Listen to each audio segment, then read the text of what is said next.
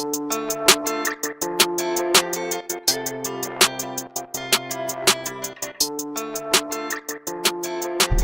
up, people? Jason Hyland here, the No Matter What podcast. It is Monday. My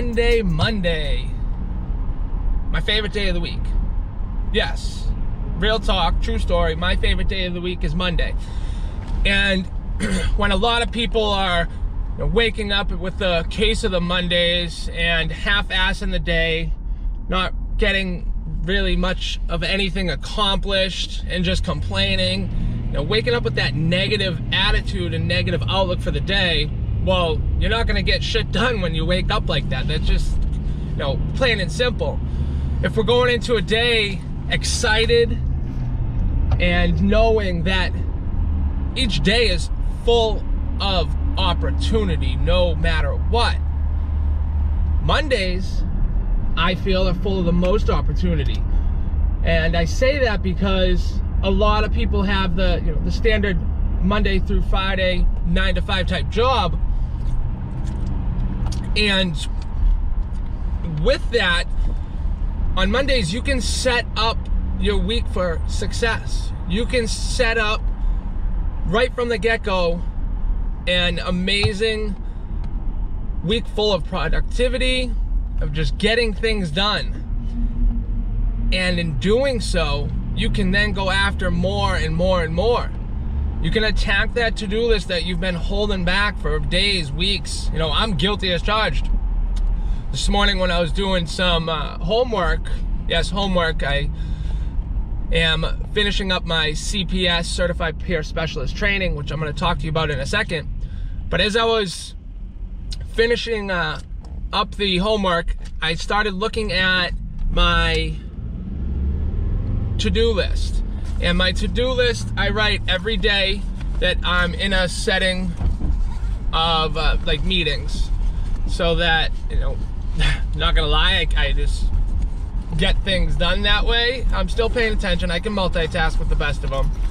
But what I write on this is what I want to get done today, but then also what I want to get done for the week. And right here, my No Matter What handy dandy notebook is where I do so. And to give you an example, last Friday, here's my list. I always write this quote on top: do more than dream. And what that's saying is, don't just have dreams, go after them. Do more than them, achieve them, and make bigger dreams and bigger dreams. Just a little, quote and phrase that I just made up one day thinking about where I was going and the dreams that I have, and realizing that things are starting to come true. They're coming to fruition because of the hard work I put. And that hard work starts on Monday, continues through Sunday. Sunday night is a great night to obviously get your to-do list ready for the week. And then Monday, wake up, let's go, let's get it, attack the day, and you're gonna get things accomplished. You're gonna wake up with a positive attitude, which is already gonna tell your mind, okay, happiness, good things are gonna happen. Versus waking up saying, oh, I feel like shit, I slept horrible, tossed and turned, I didn't get any sleep, now it's Monday, blah, blah, blah, blah, blah, excuse after excuse after excuse. Well, when you do that, you're training your brain that it's already gonna be a negative outcome for the day. It's already in that mode. So let's cut that shit right there. And so Mondays, as I explained, are my favorite day because I can start attacking the week. And even though I don't work a Monday through Friday job, it goes the same for anyone. You have a day to get shit done. As I mentioned, every day is a day full of opportunity. I just feel Mondays are more so because it typically sets up the work week. That's just what it is. And we can get so much more accomplished by having a very productive Monday, going at Monday like it's our job, so to speak. And that way, you get all the work you need done. And then when you come home, you then can get, more done, going after that side hustle, that business that you're trying to start up. Because if you really want great things in life and great successes and to live the life that you want to live, that you deserve to live, you gotta put in the work, and it's not a 9-to-5 type work. I don't care how much you make on a 9-to-5. The more you make, the more hours you're putting in. That's just common sense. And if you want to, like myself, start something up that is really your passion, your dream, and for me, my purpose, and that's helping others by spreading hope and inspiration from coast to coast, whether they're in recovery or battling substance abuse or mental health challenges or not. It's anyone. Motivational recovery is for everyone. And motivational recovery is a Monday through Sunday thing. Yes, I have my regular job as a recovery coach, but as a recovery coach, I'm working motivational recovery at the same time because I'm learning things that are gonna better me for when I have that stranger from Kansas reach out to me, asking for help, asking for some insight into their child's mindset because they just now are starting their journey in recovery, or they're still battling, going detox to detox, getting a little clean time and then not. And those parents or those individuals are the ones that I am, I want to say completely devoted to. And I mean that because, again, my recovery coach job and peer specialist job also works for motivational recovery. Everything I do is revolved around making people feel better, live better, and achieve more. That's just plain and simple. That's what I love to do. That's what my passion is, and that's what I absolutely, without a doubt, know my purpose is. So on this particular Monday, as you see, obviously I'm driving now, and I'm driving out to Lowell, which is about an hour drive from my house, to my last day of the CPS training. It's been a 2-week grueling process, but it's been an amazing learning experience. I have learned so much in this certified peer specialist training that I can bring into my workspace, whether it be for myself, my side hustle, which is actually my passion, my business, my journey, and to my job with Bay Cove Human Services, which again, I'm working with all the same type of people. What I've learned in this certified peer specialist training is just, it's like really mind-blowing things that you'd think would be common sense, but that no one, and I mean no one, really works at. And some of the things that I've learned, or a lot of them, are also things that I can take into my personal life. Ways to better handle relationships, whether with my beautiful girlfriend, with my mother, or with a friend, with a coworker.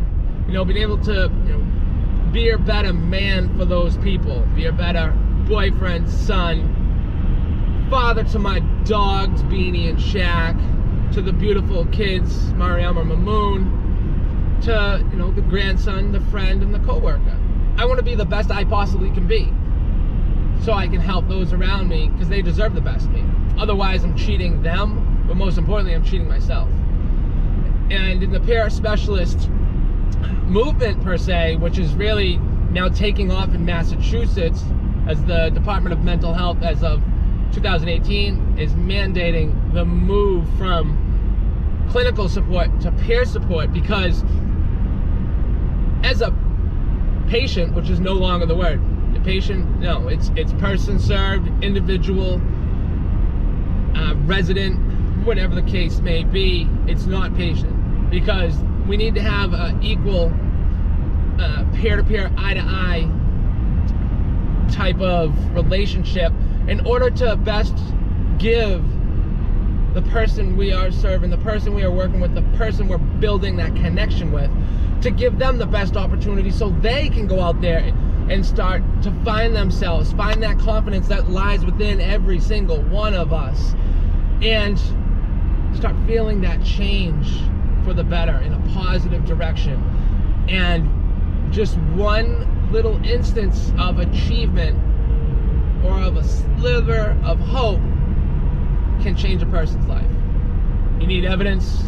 You're looking at them right here, 100%. I am the evidence that anything is possible, that there is hope no matter what the situation may be, no matter how far down you may feel, no matter where you are in life, no matter if you're living in a group home, if you're still looking for living, and which may mean you're sleeping on a park bench or in hallways.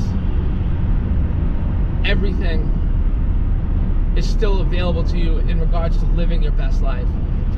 The 30 or so people that are in this class that's training with me, they've been in those situations I've explained. I've been in situations just as dire. We all have been in places and persevered. And what that does personally is it gives me hope and inspiration for those that are still sick and suffering.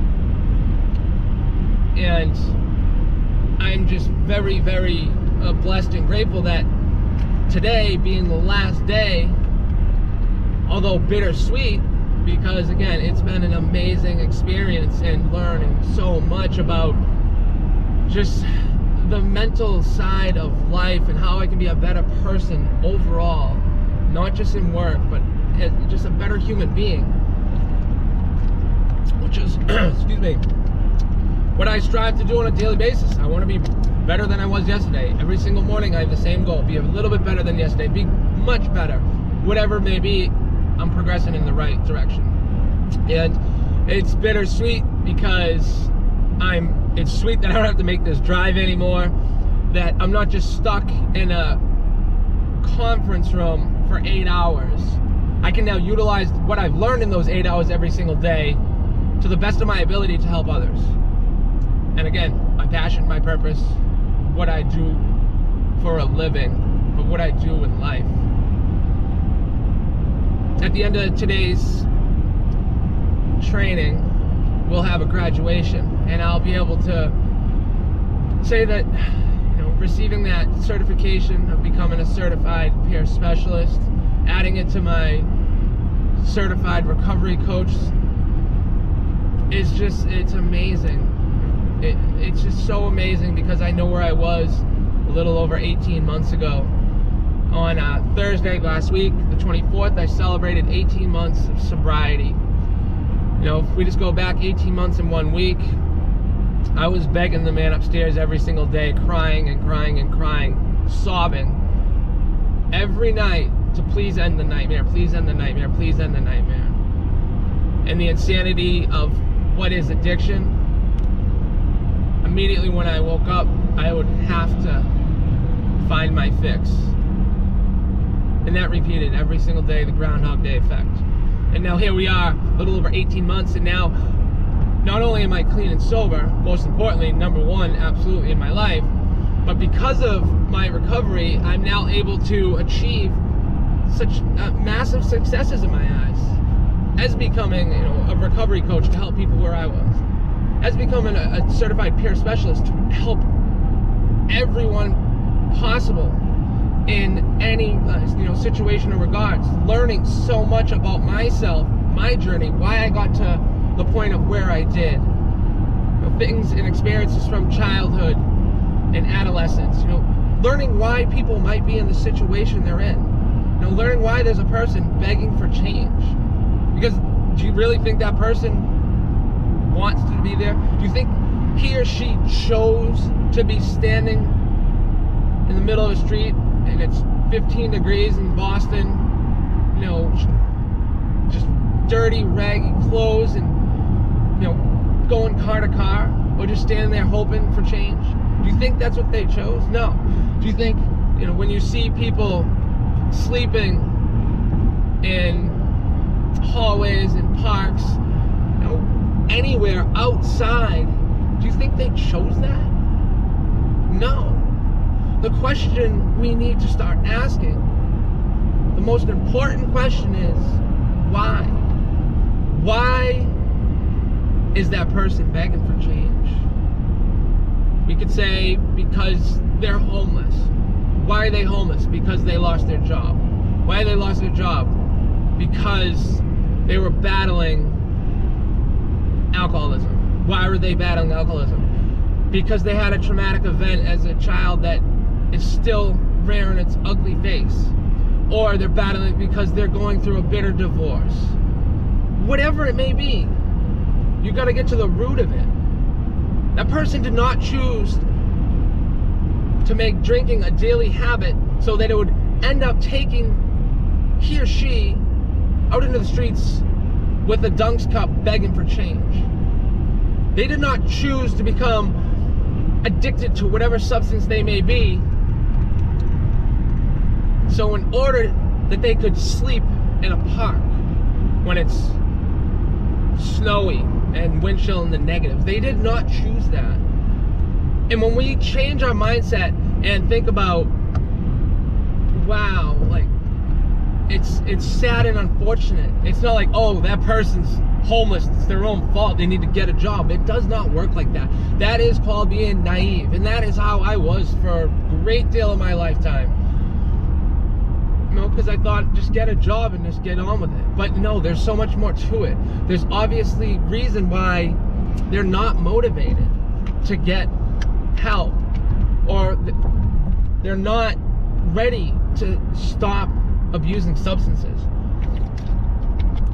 There's reasons behind everything, and 100% it was not a choice that they made for themselves.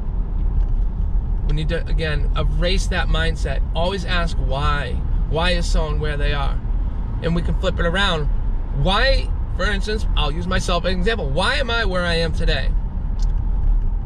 And where I am today, again, is living my best life. There's no doubt about it. I am living an amazing, blessed life that I am so grateful for.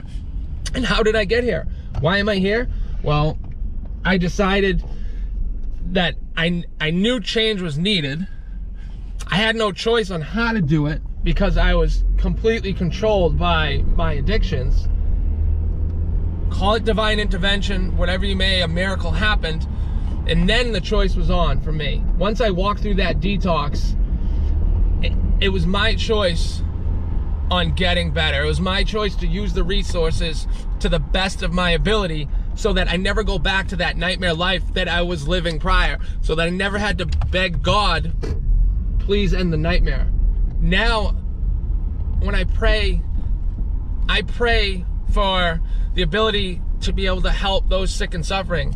And I have a completely changed mindset because I want to live today. I don't want it to end ever. I am like cautious when I drive. Disregard the seatbelt right now, please.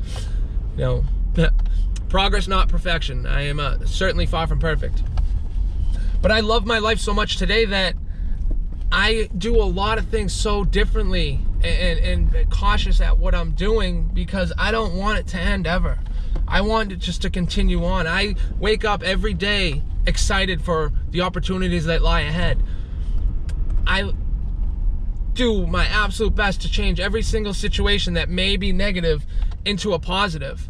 I've worked and worked and worked at it. That's why I'm here. That's why I'm here, about to graduate from a very challenging 2-week course that you had to apply for. You had to go through an interview process, and you had to do homework every night, something I haven't done in 15 plus years. And it's been so amazing because I see the work that I've put in really, you know, paying dividends on my life. So why am I here? Because I worked my ass off every single day. What else did I do? I ignored the noise, all the haters, all the naysayers saying, you can't, you can't, you can't. You're so delusional, you can't write a book, you're 3 months sober, who are you? That's what I had to deal with, and that's what I had to overcome. I could either choose to listen to them and let others control my life, just like I let alcohol and opiates control my life, or I could say that this is my life, I control my destiny, I am the one who decides where I'm going. And I know where I'm going. I'm going absolutely to the top. I'm just going to be progressing every single day for the rest of my life, learning as much as possible every single day for the rest of my life, helping as many people as possible every day for the rest of my life. That is why I'm here. because I choose to do that. I did not choose to become an alcoholic or addicted to opiates. I did not choose that. No ifs, ands, or buts about it. And so today now, I am where I am because I made the decision that I wanted to live a better life. I knew there was so much more potential lying within. And in 18 months, I have proved that and then some to myself and to others. And still have people saying, who do you think you are? Slow down. You can't. I let something control my life for over a decade. I was no longer going to let anything else control my life anymore. That was just it. And if people try to hold me back or, just preach negativity, I remove them from my life. I don't care if it's great friends or family. I don't need any toxicity in my life today because I choose to be positive. I choose to wake up with the goal of getting better every day. And that includes Mondays. Did you wake up this morning with a case of the Mondays? Or did you wake up ready to attack the week, ready to do whatever you need to do to get further into your journey, higher up into wherever your job may be, or simple projects that you need to get done around the house, or things you want to do with family or loved ones? If you woke up with that positive attitude today and you crush your Monday, it gets the ball rolling. Full steam ahead, just dominating day after day. And when adversity arises, because it will, no doubt about it, you have momentum and you have an understanding and you have experiences to help you overcome those adversities. So what are you waiting for? Join the movement. Join me. Or not. Wake up miserable every day, wondering why you are where you are, stuck in mediocrity. Nothing changes if nothing changes, friends. Nothing changes if nothing changes. You're capable of anything. There's a big thing about limitless potential going around, and it's true. We have so much potential within us that we never knew existed because we're too scared to go after it. I'm telling you, there's nothing to fear. There isn't. Just go after it. And if it doesn't go your way, it's part of the process. Learn from it. Thank you for joining me on this Monday. I truly look forward to hearing the great stories that come from this podcast because I know it's possible and I know you're going to take advantage of that now moving forward. So please leave a note in the comments. Let me know what you think. Let me know how you woke up today. Let me know what opportunities are ahead for you. Let me know how you're going to go after it. Let me know how I can help. With that being said, it's time to go crush this last day of the CPS training, get my certificate, and be very proud of where I've come. Love you all. I thank you for listening. Remember, no matter what, you can and you will. This is Jason Hyland on the NoMatterWhat podcast. Have a wonderful Monday. Motivational Recovery is out.